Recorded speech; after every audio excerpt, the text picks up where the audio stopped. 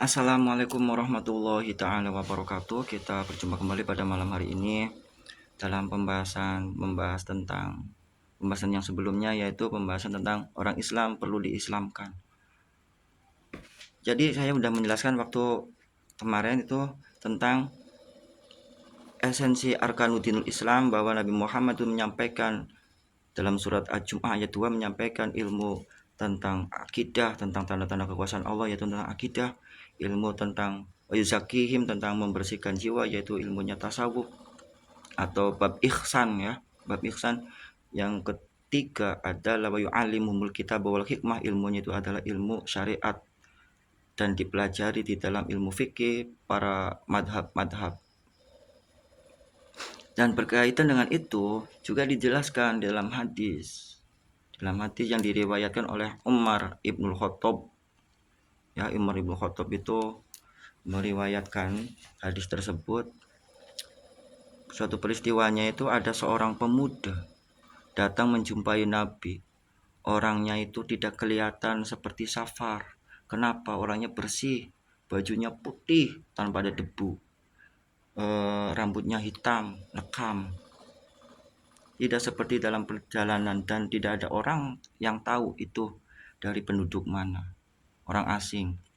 Lalu orang tersebut mendekati Nabi sampai lututnya berdekatan dengan Nabi, bersentuhan, nempel kepada lututnya Nabi, dan tangan pemuda itu, orang itu, menempel di pahanya Nabi Muhammad SAW sambil mengatakan, "Ya Muhammad, akhbirni anil Islam, ma huwal Islam."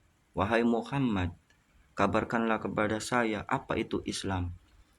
Nabi Muhammad pun menjawabnya, qala Rasulullah, al-Islam an tashhadu alla ilaha illallah wa anna Muhammadar Rasulullah wa tuqimus shalah wa tu'tiyaz zakah wa tasumu Ramadan wa tahajjul baiti anistata'a ilaihi sabila. Islam adalah engkau mengatakan bahwa engkau menyaksikan bahwa tiada Tuhan kecuali Allah, dan engkau menyaksikan bahwa Nabi Muhammad adalah utusan Allah. Engkau mengerjakan sholat, engkau mendirikan sholat, engkau menunaikan zakat, engkau menunaikan puasa di bulan Ramadan, dan engkau menunaikan ibadah haji bagi yang mampu. Itu dijawab Islam. Berarti di sini itu pembahasannya adalah syariat, ilmu yang membahas tentang tata cara beribadah. Tapi yang namanya ibadah bukan itu saja. Itu namanya ibadah mahdhah. Yang ghairu mahdhahnya bisa berhubungan dengan sesama manusia, bisa menuntut ilmu, bisa bekerja. Semuanya pun menjadi ladang suatu ibadah dan ada menggunakan ilmunya di dalam ilmu syariat. Tuh ya. Terus pemuda tersebut itu mengatakan, ya, pemuda itu mengatakan bahwa jawabannya itu sodaktu, saya membetulkan, betul ucapan Anda. Dia yang bertanya, Nabi Muhammad menjawab, dia yang membetulkan. Harusnya kan Nabi Muhammad yang membetulkan, tapi dianya sendiri yang membetulkan. Sodakta, engkau berkata benar, kayak gitu. Terus dilanjutkan, setelah itu bertanya lagi, ya Muhammad akhbirni anil iman. Ya Muhammad akhbirni anil iman. Ma huwal iman. Pemuda itu berkata lagi, apa itu iman? Ya Muhammad, al imanu an tu'minu billah. An tu'minu billah wa bi malaikatihi wa bi kutubihi wa bi rusulihi wa bi yaumil akhiri wa bil yaumil akhir, an tu'minu bi qadri khairihi wa syarrihi. Jadi yang namanya iman itu dijawab oleh Nabi Muhammad SAW. Iman adalah engkau mempercayai, mengimani Allah sebagai Tuhanmu, dan engkau mengimani tentang malaikat-malaikat Allah, engkau mengimani kitab-kitab Allah, engkau mengimani rasul-rasul utusannya Allah, engkau mengimani hari kiamat, engkau mengimani qada dan qadar, baik yang gembira khairihi yang baik ataupun yang wasyarihi atau yang duka atau yang jelek. Lalu pemuda itu juga mengatakan kembali, sodak tuh, engkau benar. Terus pemuda itu menjawab lagi, ma huwal ihsan. Al ihsanu ucap oleh Rasulullah, al ihsanu anta budullaha ka'annaka tarahu fa illam takun tarahu fa innahu yaraka.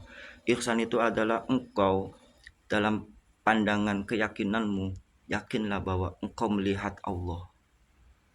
Ya, kalimat seakan-akan, tapi di dalam tasawuf itu diyakinkan bahwa engkau dalam meyakini bahwa engkau memandang Allah. Apabila engkau tidak bisa memandang Allah, yakinkan Allah memandangmu.